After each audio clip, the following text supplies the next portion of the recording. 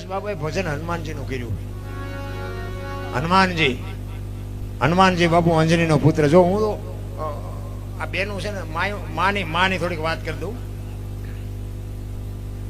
માં સંતાનને 9 મહિના ઉદરમાં રાખે, એનો જન્મ આપે, લાલન પાલન કરે, બેહતા બોલતા ખાતા પીતા માં શીખવે, અને નામ વાય બાપાનું લાગે. બોલો, ફલાણા ભાઈ જો હોય, ફલાણા ભાઈ ફલાણી માં હોય ન હોય. તો માનો ભોગ છે એટલો બાપનો નથી, આખી દુનિયાને ખબર છે. તો આ ખોટું નથી, પણ માનું સમર્પણ છે, માનો ત્યાગ છે. માં છે ને એક મમતાની મૂર્તિ છે, મમતાનો મહાસાગર છે. પારકા પોતાના કરે ને એને બાપુ દીકરી કહેવાય.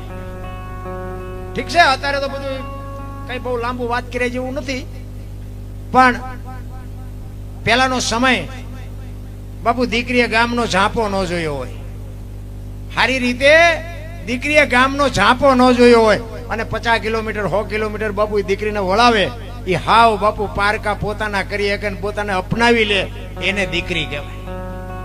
તમે 2 દી ગામત્રે જાઓ ને તમને હાજે એમ થાય ઘર ભેગા થાય, ઘર ભેગા, પણ તમને કોઈ રાખે એવું જ નથી, તમને ઘરે જ જવું પડે. સમર્પણની મૂર્તિ છે. 50 વીઘા જમીન હોય, 2 દીકરા હોય, 1 દીકરી હોય, તો 25 વીઘાના 2 જ ભાગ કેમ પડે? દીકરીનો કેમ નથી પડતો? એનું સંતાન નથી. અને કોઈ દીકરી બાપુ કોર્ટે ચડીને બાપ સામું કોર્ટે ચડી હોય, મારા બાપાએ મારા ભાઈઓને વેચી દીધું, મને કાંઈ ન આપ્યું, એક દાખલો હોય તો મને દેખાડો. અત્યારે કદાચ હશે, હો, અત્યારની વાત નથી કરતો હું. હા, પાછો આ તમને ખુલાસો કરી દઉં. અત્યારે તો અમારે અહીંયા બન્યું છે એટલે કહું, પણ આ પેલાની વાત કરું છું. એ કે મારા બાપાએ જે મને આપ્યું હોય ને જ્યાં મને દીધી હોય, બસ મારા માટે હોનાનું છે. હરપ કાંચડી ઉતારીને જેમ વયો જાય ને એમ દીકરી બાપુ વહી જાય કે હવે આ ઘર મારું નથી બાપુ. પારકા પોતાના કરે એને દીકરી કહેવાય. એટલું સમર્પણ કરે, એટલું લાલન પાલન કરે, તોય બાપુ એની વાહે એના બાપનું નામ રખાયું. શું કામ? એની વાહે એના બાપાનું રાખો. એ કે શું કામ? એ કે આ દારૂની કોથળી તોડીને ધોળીમાં માથું ગાલીને પીડ્યો હોય, કોક એમ કે કોનો છે, ફલાણી માનો છે, મારા ખોળી આમ જીવ નહીં રહે, એની વાહે એના બાપાનું રાખો. કે માર નથી, કારણ કે 9 મહિના જેને ઉદરમાં રાખ્યો હોય તો વેદના કેવી હોય તો માને ખબર હોય. ઈ દીકરા જો એવા કપાતર પાકે તો માને એમ ન થાય, અરે આ 9 મહિના પાણો મેં ઢાર્યો, તું આવો પાક્યો. ઈ કે એના વાય બાપાનું રાખો. અને હારા દીકરા છે ને એની વાય માનું લાગે. તમને ન ખબર હોય તો કહું, હનુમાનજી કોનો, અંજનીનો, કર્ણ કોનો, કુંતીનો, ભીષ્મ કોનો, ગંગાનો, શિવાજી કોનો, જીજાબાઈનો, ગાંધીજી કોનો, પુતળીબાઈનો. હારા માના બગડેલા બાપાના. માં છે ને, માં ઉપર બેઠી, ધજામ જાઓ, હારાસુર જાઓ, ચોટીલા જાઓ, પાવાગઢ જાઓ, બધે માં ઉપર બેઠી. શું કામ? મારા સંતાનની નજર રહે એટલે માં ઉપર બેઠી છે. આ દેવી માં ભગવતી શક્તિ, અખિલ બ્રહ્માંડના માલિકના વિશ્વનો બનાવવાળી જો કોઈ ધણી હોય ને તો માં ભગવતી દેવી શક્તિ છે. પિંડ જે ધરતીનો બનાવી શકે ઈ માં ભગવતી છે. ધણી તો છે કોક બીજો થઈ ગયા બીજા. માં છે ઉપર બેઠી છે, સંતાનની નજર રહે. બાપા બધા ભોંયરામાં છે, તંબકેશ્વર ને રફાળેશ્વર ને ભોંયરેશ્વર ને રિયા સલમુ દાબે. માં તો માં છે. ભલામણ મોઢે બોલું, માં હાથે નાનપણ સાંભળે. ઈ મલક બધાની મજા પછી કડવી લાગે કાગડા. હનુમાનજી મહારાજ નો જયારે જન્મ થાય અને હનુમાનજી માને ઈ માં જીજા અંજની માં ખોળામાં જયારે પૈપાન કરવા માટે લીધો ને, અને માં અંજનીની આંખમાંથી આહુડા મીડ્યા પડવા, અને હનુમાનજીને એમ થયું કે દીકરો થયા પછી માના તમામ દુઃખ હોય તો ભાંગીને ભૂકો થઈ ગયા, અને હું કેટલો અભાગ્યો, હું આવ્યો ને મારી માને રોવું પડે. ત્યારે અંજની માં કહે છે કે બેટા તું અભાગ્યો નથી, અભાગણી હું છું. એ કે કેમ? કે મને એવો હરાપ છે કે તને દીકરો થાય ને, જો દીકરો થાય ને તો હવા પોર દી ચડશે ને તારો દીકરો ગુજરી જશે. એટલે હું વિચાર એ કરું છું કે હમણાં સૂરજ નારાયણ ઉગશે ને, હવા પોર થાય ને ત્યાં તું વયો જઈશ, એટલા માટે મારે રોવું પડે. અને તેથી હનુમાનજી હોકાર કર્યો. હો ભાઈ, હળી કાઢી અને સૂરજ નારાયણ ને બાપુ પકડી લે. જો સૂરજ નારાયણ ને પકડાય નહીં, પણ માનું કામ કરવા જાવ ને એમાં બાપુ તમને દુનિયામાં કોઈ વિઘન ન આવે, એ આપણી ગેરંટી. સૂરજ નારાયણ ને પકડે અને આખા દેવ લોકમાં બાપુ ખળભળાટ મચી ગયો કે આ સમય થયો, હુરજ કેમ ન ઉગ્યા? અને એક દી હુરજ ન ઉગે તો હવાય ડબલા ચડે કેમ થાય? હુરજ ન ઉગે કેમ થાય? આ ધરતી, આકાશ, પવન, પાણી અને પ્રકાશ, આ 5 તત્વનો આપણો દેહ છે. હવારે હું તો એમ કઉ છું બધાને કે જાગીને આ 5 તત્વને પગે લાગવું જોવે. ઈ છે ને એટલે આપણે જીવી એકવી. આ હવા છે ને એટલે જીવી એકવી, પાણી છે એટલે જીવી એકવી, ધરતી, સૂર્ય, પ્રકાશ, આ જો ન હોય ને તો આપણે ફટ લઈને ફટ મરી જાય. આ 5 તત્વનો દેહ છે ને 5 તત્વને આપણે હવારમાં પગે લાગવું પડે. તારી કૃપા છે એટલે આ દુનિયામાં હરી ફરી છે. મંદિરે નો જાય તો હાલે, એને પગે નો લાગી તો હાલે, પણ આના આ તત્વનો દેહ છે, આપણો દેહ જે હાલે છે ને એને લઈને હાલે છે. હુરજ નારાયણને પકડી લીધા ને આખા દેવ લોકમાં બાપુ ખળભળાટ મચી ગયો. બધા ગયા કે હાલો હાલો જાય. હુરજ નારાયણ કેમ આજ હુઈ રહ્યા? ત્યાં ગયા ને હનુમાનજી મહારાજે પકડી લીધા. એ કે હનુમાનજીને કે હનુમાનજી હું તમે કરો છો છોડી દો. એ કે છોડવા નથી થતા, મારી માને હરાપ દીધો છે. શું મારી માએ ગુનો કર્યો હતો? અને જે ગુનો કર્યો હોય એ હરાપ માંથી મુક્ત કરો તો છોડવા છે, ને આખી દુનિયા ભલે વિનાશ થઈ જાય, હુરજ ને ઉગવા જ ન દો. ઈ કે પણ હવારે હવા પોર ચડે એનો હરાપ હતો, હવે તો રોંઠો થયો. તમારી માનો 4 નો હરાપ મટી ગયો. ઈ બાપુ દીકરા જન્મતા વેચ જેને મા બાપ ને બાપુ હરાપ માંથી મુક્ત કરી દે ને, ઈ દીકરાને દુનિયા પૂગે. લંકાના પટાંગણમાં રામ રાવણ નું યુદ્ધ થયું ને, તેથી એક મેઘનાથ નું બાણ વાગે અને લક્ષ્મણ ને મૂર્છિત કરી નાખે. અને અખિલ બ્રહ્માંડ નું માલિક રામચંદ્ર પરમાત્મા બાપુ ડળક ડળક ડળક આંખમાંથી મોતીડા પડે એમ બાપુ આહુડા પડે, અને લક્ષ્મણ ની જટામાંથી ઠેકી ઠેકીને મોતી પડતા હોય એમ રામના આહુડા પડે. તેથી હનુમાનજી મહારાજ પડખે ઉભા છે ને હનુમાનજી રામને કહે છે કે રામ, તમે રોવો તો દુનિયામાં શું રે? આ જીવન મરણ છે તો કુદરતનો ક્રમ છે. તેથી રામચંદ્ર પરમાત્મા હનુમાનજીને કહે છે કે રામ રોવણ હાર ઈ રોતાને રાજી કરે. આ તો વાલપનો વ્યવહાર રોય બતાવે રામજી. મને ખબર છે પણ કાલ દુનિયા એમ મારા નામનો કેડો પાડી દે કે ભાઈ જેવો ભાઈ પીડ્યો તો ભાઈની આંખમાં આહુડું નહોતું આવતું. ભાઈ ભાઈનો બાપુ જે મેળ છે ને એ તો રામાયણ તમને મને બતાવે. આપણે આખી દુનિયા મેળ હોય, બોલો હગા ભૈયારે જ મેળ નો હોય. એટલે શું આ રામાયણની વાતો આપણે કરીએ? અખિલ બ્રહ્માંડના માલિક રામચંદ્ર પરમાત્મા વનમાં ગયા ને તેથી રામ લક્ષ્મણને ભલામણ કરે છે કે 14 વર્ષ કાલ પૂરા થઈ જાય હું આવતો રહીશ. રાજનું ધ્યાન રાખજે, બાપનું ધ્યાન રાખજે, હું કાલ આવતો રહીશ. તેથી લક્ષ્મણ કહે છે મોટા ભાઈ, તમે મારા બાપ છો ને સીતા મારી માં છે. મારા બાબા વનમાં જતો હોય તો અયોધ્યા જેને જોઈને મુબારક. ધ્યાન આપજો, નોખી નોખી માયુના છોકરા હતા. અત્યારે હગી એક માના હોય ને તો ખૂંટિયા કાતરે એમ કાતરતા હોય. તેથી લક્ષ્મણ કહે છે કે મારે ગાદી ન જોવે, નકા અયોધ્યાની ગાદી એટલે દશરથ તારો દરબાર, ઇન્દ્ર જેની આશા કરે. તેથી ભાઈઓ વિનાનું ભેકાર કડવું લાગે કાગડા. અયોધ્યાની ગાદી બાકસના ખોખા ઘોડે રખડતી હતી, કોઈ ધણી નહોતો. અત્યારે જોઈએ તો વેચ જમીન આટલું હગો ભાઈ હગા ભાઈ મારી નાખે. બોલો, એક જાય ઉપર ને એક જાય માઇલપા. જમીન તો અહીંયા પડી હોય.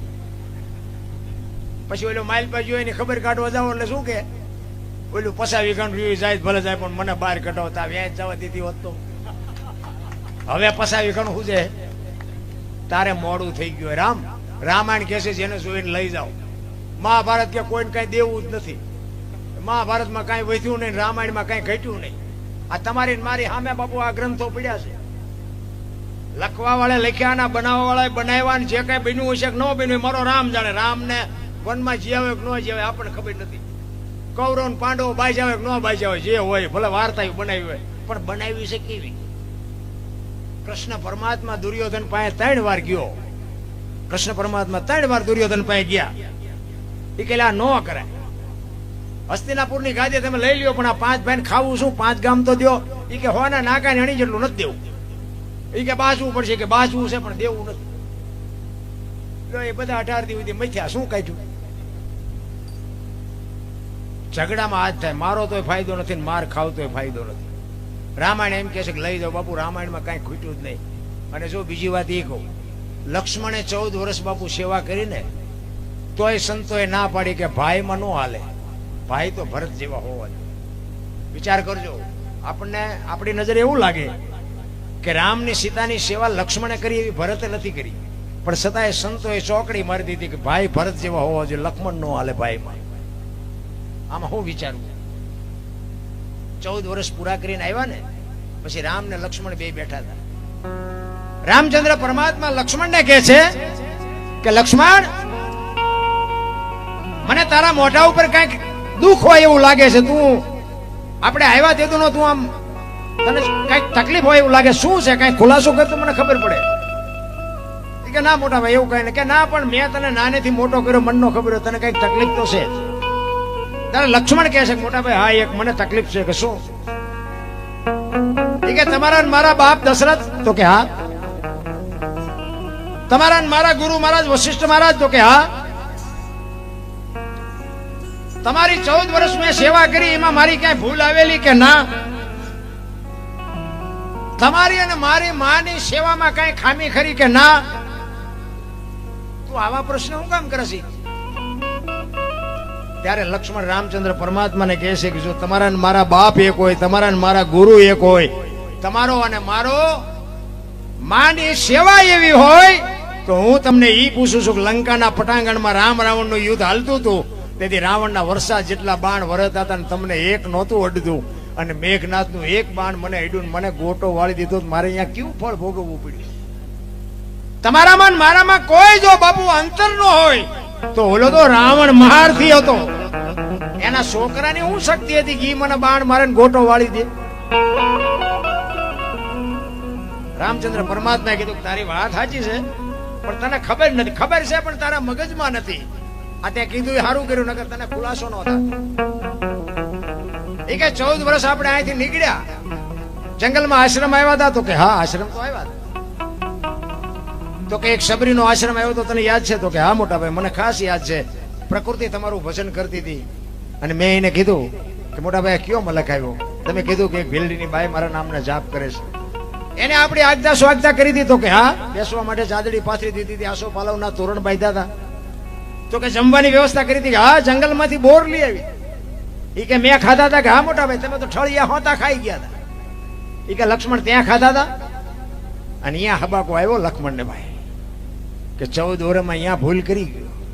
તેથી રામચંદ્ર પરમાત્મા લક્ષ્મણને કહે છે કે લક્ષ્મણ, તું સુમિત્રાને મૂકીને સીતાને માં કહેતો હોય, દશરથને મૂકીને મને બાપ કહેતો, અને અયોધ્યા જેવું રાજ મૂકી અને મારી ભેળો જો રખડવા આવ્યો હોય, હું તને ઈ કહું છું કે ભીલડીના હેઠા બોર ખાવામાં મને વાંધો નહોતો, ને તને હું તેથી ઘા વાઈ ગયા. અને લાકડી પડે એમ પગમાં પડ્યો, અને રામચંદ્ર પરમાત્મા બાવડું ચાલી અને કીધું કે તું તેથી બચ્યો ને, ઈ સબરીની ભક્તિનો પ્રતાપ છે. તો કે મોટા ભાઈ ઈ કેવી રીતે? મેં તને જે ફળ આપ્યા તારી પાસે રાખ્યા હતા? કે ના મેં તો ફેંકી દીધા. ઈ તે જે ફળને ફેંક્યા ને એને પક્ષીઓ લઈ જઈને દ્રોણાચલ પર્વત ઉપર જઈને ખાતા હતા. એની ચાંચમાંથી જે બિયારણ વેરાણું એની સંજીવની ઉગી, અને સુસેન નામના વૈદે કીધું કે સંજીવની દ્રોણાચલ પર્વત ઉપરથી લઈ આવીને આના મોઢામાં ટીપા પાડો તો બેઠો થાય. બાપુ આ સબરીની ભક્તિનો પ્રતાપ. સંતોએ ના પાડી દીધી. ભાઈ તો ભરત જેવા હોવો જો, લક્ષ્મણ નો હાલે. એક જ ભૂલ કરી ગયો એમાં નો હાલે. આપણે હાલવી?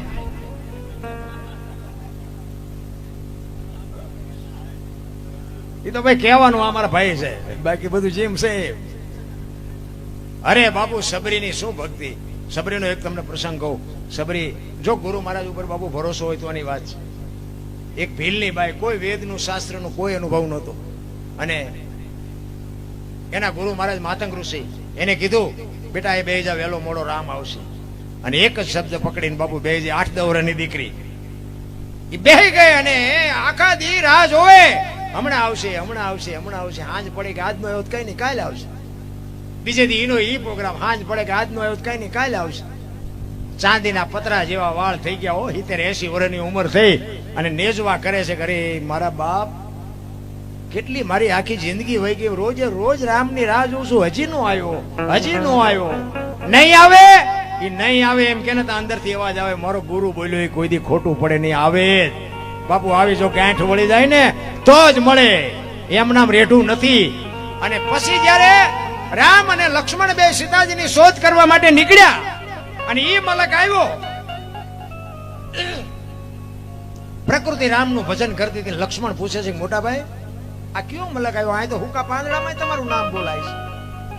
અને બાપુ સંતોનું મંતવ્ય છે, તમે માનો ન માનો મુબારક, મારે કોઈ મનાવવા નથી, પણ સંતો એવું કહે છે એક જગ્યાએ બેહી અને 3.5 કરોડ નામના જાપ થાય ને, કોઈ પણ નામ, રામ કૃષ્ણ રામાપીર શિવ કે ઓમ કે જે લેતા હોય, એક જગ્યાએ બેહી 3.5 કરોડ નામના જાપ થાય એટલે ધરતીમાંથી અવાજ આવવા માંડે, દિવાલમાંથી અવાજ આવવા માંડે, હવામાંથી અવાજ આવવા માંડે. એક જગ્યાએ જો 3.5 કરોડ, એક જ હારે નહીં, પણ તમે જે જગ્યાએ બેહતા હોય એ જગ્યાએ બેહીને તમે 5-25 જેટલા લેવાય એટલા લીધા કરો.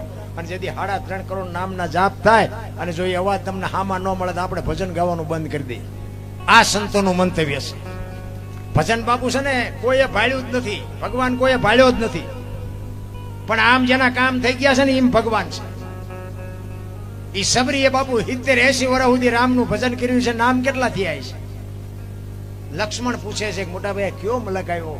અને ત્યારે કહે છે કે જો સામે ઝૂંપડી રહી ને એમાં એક ભીલની બાઈ મારા નામના જાપ કરે છે. એ કે જાતો જોતો.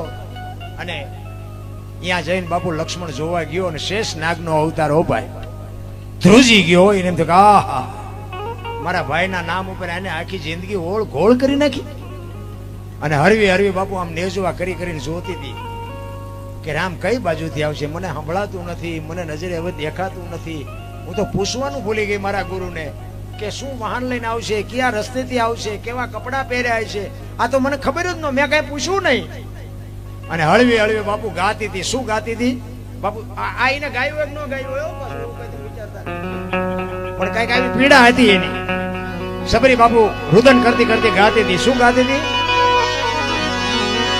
ઠાકર મને તું મેલ માઠેલી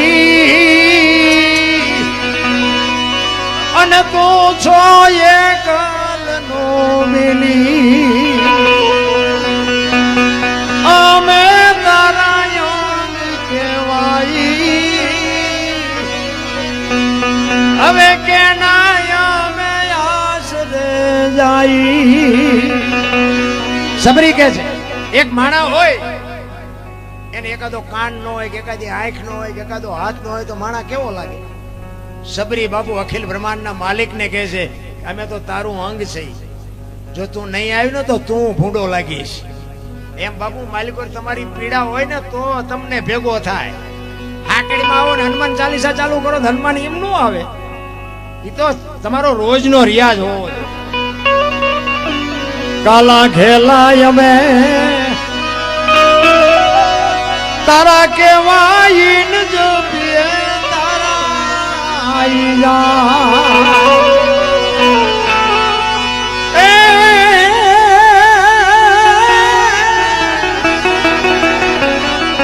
તારી હારે મારે જૂનો નાતો. સબરી કે છે આપણે બધાને છે પણ આપણે ભૂલી ગયા. ના તો આપણે કોને નથી અને નો હોય ત્યાં બેઠા હોય. અહીંયા શું મારા લગ્ન છે? રામાપીર બાપુ એક ઈશ્વર છે, આપણે ભગવાન માની છે, એની નાતો છે, ત્યાં આપણે બેઠા છે ને. તો 24 કલાકમાં કેમ આપણને 1 કલાકે નથી યાદ આવતું? પાછું આવા માંડવા નાખ્યા હોય કે જવું જ પડે જ ને, તો કોઈ નામ તો લેતા નથી. એટલે સબરી કે છે તારી હારે મારે જૂનો નાતો, હવે બીજે ક્યાં જાઉં બાપ ઠાકર મને. એ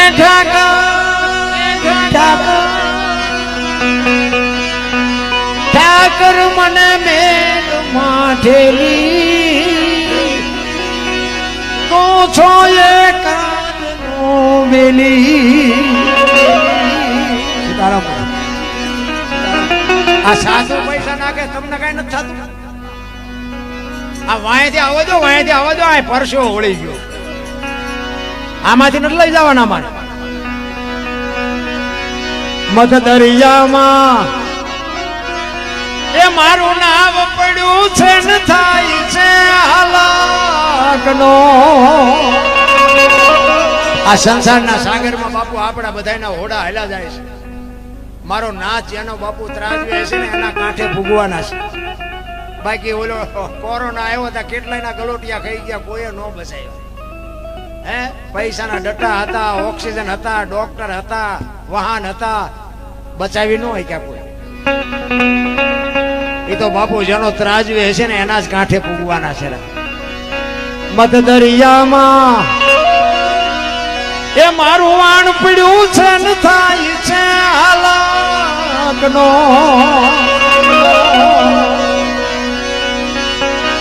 અમારા વાણનો એ ખારવું બની તું ઉતારજે ભવ પાર ઠાકર મને એ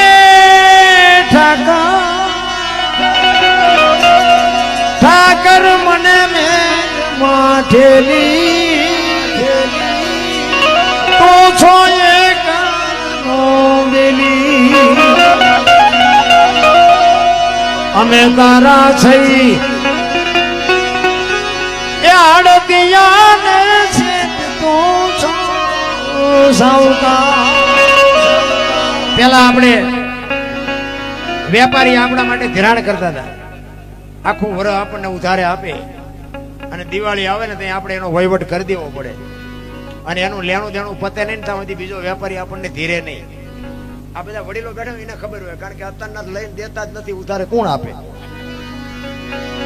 વડીલોને ખબર હોય, પેલા જૂના સમયની વાત. આ મને યાદ છે, મને ખાસ ખબર છે. તમારે ખેતીમાં બળદીઓ મરી ગયો ને વેપારીને એમ કોઈ પૈસા છે ને બળદીઓ વાવણી ટેન્શન, બળદીઓ મરી ગયો ને પૈસા જોઈએ વેપારી આપે, બિયારણ લેવું હોય તો આપે, એ સિવાયનું તમારું હટાણું આપે. પણ દિવાળી આવે એટલે જેટલું થાય એટલું બાપુ એને દેવું પડે.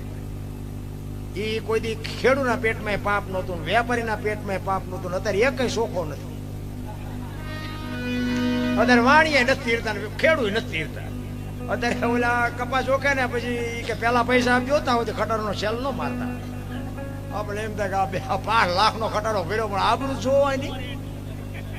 એ કે પૈસા આપ્યા એ કે પણ હું તમને કાલ મોકલે કે ના ખટારો ભલે પીડ્યો હોય, પૈસા આપ્યા પેલા ન જતા. તમે જોવો જ ખરા આબરૂ જો માણે ની મોટી મોટી વાતો કરે. તેથી બાપુ કઈ ખાવા ધાન નહોતું, પણ એ વાણીઓ એમ કે હું બેઠો છું બાપુ મોજ કરો, દિવાળી સુધી તમને દિવાળી ભેગો હું કરી દઉં.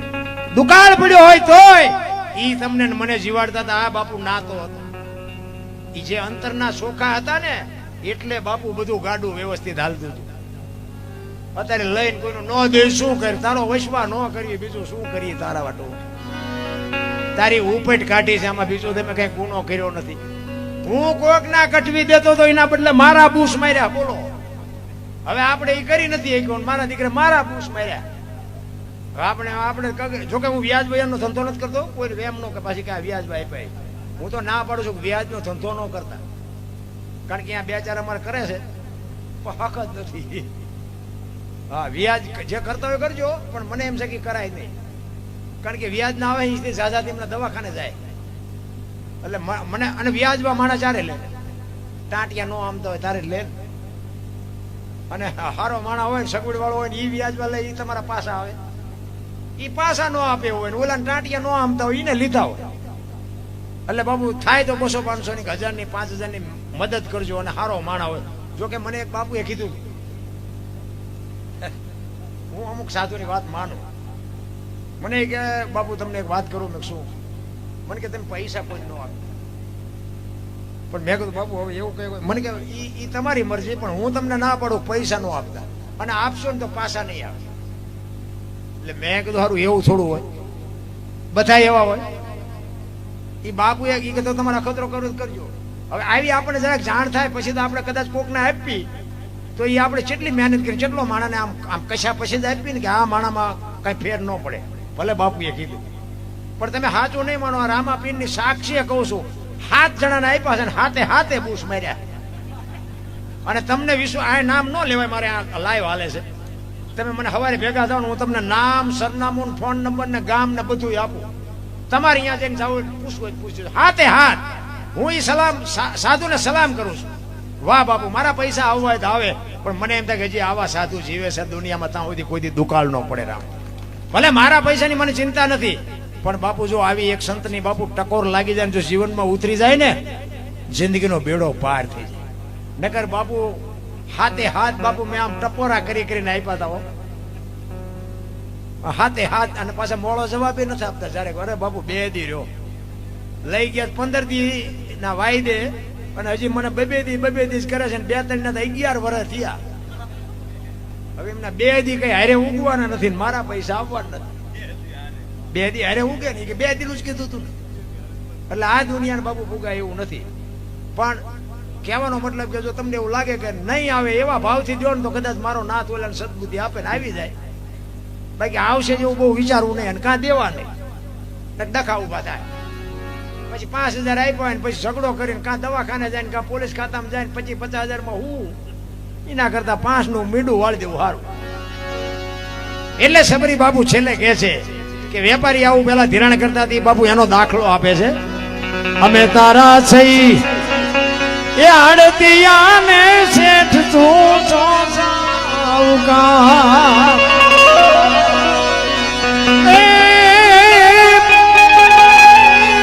તારું લેણું છે ત્યાં લગી બીજો ધીર છે નહીં તલવાર ઠાકર મને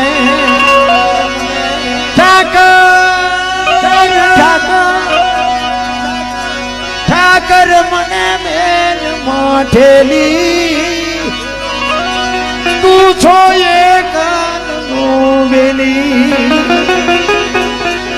આટલી વાત સાંભળીને બાપુ લક્ષ્મણે હળી કાઢ્યો. રામચંદ્ર પરમાત્મા પાસે જઈને કહે છે કે એ બાપા મારા બાપ ધોડો ધોડો ધોડો નકર ડોશીનો જીવ વિયો જાય. રામચંદ્ર પરમાત્મા આવ્યા ને પાણી લેવાનું ભૂલી ગઈ બાપુ. આંખોના આહુડાથી રામના પગ ધોઈ નાખ્યા. કેટલો એનો ભાવ હશે, કેટલો એનો પ્રેમ હશે. અને એટલી હરખમાં હતી અને હરખ એને રામ આવ્યા એનો તો હતો પણ મારા ગુરુ બોલ્યા આજ સાચું પડ્યું. એનો જે હરખ હતો ને એની કહું તૂટતી હતી. બાપ વાહ મારા ગુરુ, વાહ મારા ગુરુ, મારા ગુરુ બોલ્યા આજ સાચું પડ્યું. બાપુ આનું નામ ભજન છે.